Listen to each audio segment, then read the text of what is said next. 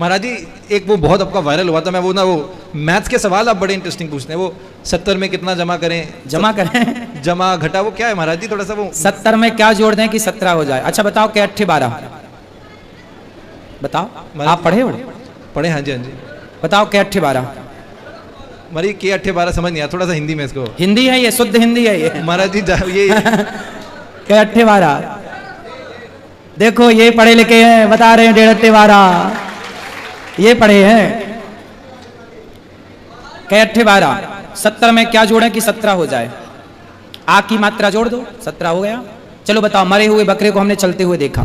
हाँ जी, मरे हुए बकरे को हमने चलते हुए देखा, इस पहेली को सुलझाओ। मरे हुए बकरे को आपने, आप मरे हुए बकरे को हमने चलते हुए देखा। सपने में देखा? अरे सपने में नहीं, आंखें खोल के भाई ये सपने में भी तो देख सकते थे। नहीं अच्छा, आंखें खोल के देखा। हाँ। अच्छा, सुलझाओ। बकरा मरा हुआ था, फिर क्या हुआ? फिर आप बताओ। आप नहीं बताएंगे? मैंने बता तो दिया वो जो जवाब। भाई बकरा मरा हुआ पड़ा था, हमने चलते हुए देखा। बकरे, मरे हुए बकरे को हमने चलते हुए देखा बकरा मरा हुआ था, हमने चलते हुए देखा। मरे हुए बकरे को हमने चलते हुए देखा। ये पहेलियां हैं। कोई और हो जाए महाराज जी, ऑडियंस भी बड़ी इंजॉय करेगी। कोई और पहेली? अब आप पहेली पूछने आए हैं कि कुछ प्रश्न पूछने आए हैं? महाराज जी प्रश्न तो फिर यही है कि लोगों को अंत में जाना होता है कि मैं भगवान के मोक्ष कैसे मिले, तो मोक्ष के थोड़ा सा द्वार बताएं। मोक्ष का द्वार है सत्संग, भगवान से प्रेम। जो भगवान से प्रेम करेगा वह मोक्ष की प्राप्ति करेगा, जो भगवान से प्रेम नहीं करेगा वह मोक्ष तक पहुंचेगा नहीं। तो राम ही केवल प्रेम प्यारा, जान ले यजो जान निहारा। महाराज जी थोड़ा सा मैं आपका दिन का रूटीन जानना चाह रहा था कि आप दिन से उठते हैं, थोड़ा सा कितने बजे उठते हैं, खाना क्या खाते हैं? लोग थोड़ा इंस्पायर होंगे उससे। खाना नहीं खाते, हम प्रसाद पाते हैं। सुबह जागते हैं, योग करते हैं। किस समय? सुबह जल्दी ही कर लेते हैं योग। जल्दी जाग कर स्नान ध्यान करके योग करके फिर पूजा करते हैं, हवन करते हैं नित्य। हवन करने के बाद फिर हम थोड़ा सा बाल भोग लेते हैं। अच्छा, फल इत्यादि फल लेते हैं और फिर अन्न क्षेत्र बांटते, संतों की सेवा करते, माँओं की सेवा, गायों की सेवा करते। फिर लगभग 11 और 12 के बीच में फिर प्रसाद पाते हैं।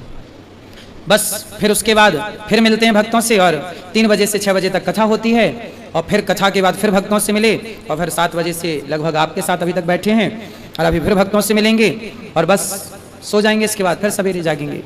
बहुत सुंदर। महाराज जी ओशो के बारे में क्या आपकी मान्यता? आप क्या जानते हैं उनके बारे में, क्या मानते हैं? महाराज जी जानना पहचानना आजकल लोग क्या करते हैं, मैं आपको लोगों का बताता हूँ। लोग क्या करते हैं, जो भी रात को ऑफिस से आए या बच्चे कॉलेज में हैं, उन्होंने रील्स खोली, कोई बात सुनी, उसमें उन्होंने माना क्या बात बोली और उस पर लाइक किया और उसको फॉरवर्ड कर दिया। तो आजकल लोग ओशो की बातें ऐसे रिलेट कर पा रहे हैं कि बड़ी प्रैक्टिकल लिविंग है जो वो बताते हैं।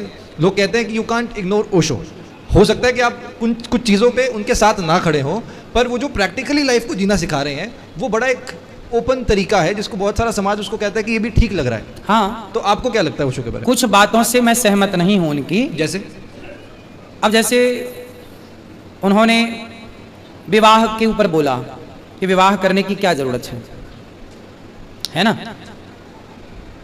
बहुत कुछ बातें हैं, कुछ बातें तो अच्छी हैं जो सामाजिक हैं, सबके हित में हैं, पर कुछ बातों से मैं उनके साथ इस बात से सहमत नहीं हूं, उनकी कुछ बातों, क्योंकि उनकी बातें वेदों से विपरीत जा रही हैं।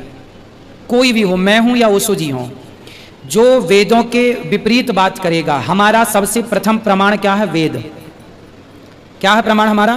वेद। वेद पर रिसर्च हो रही है तो वेद हमारा प्रमाण है। जो वेदों के हिसाब की बात करेगा उसके साथ तो मैं हूं, पर आप वेदों को गलत कहने लग जाएं, मतलब आप वेदों को नहीं जान पाए, वेदों को आप समझ नहीं पाए, वेदों की विचारधारा को आप नहीं जान पाए, तो वेदों से ऊपर कोई नहीं हो सकता। तो वेदों की जो विचारधारा है, जो वेद हमें देते हैं प्रैक्टिकली ज्ञान, उस वेद के ज्ञान को हमें फॉलो करना चाहिए।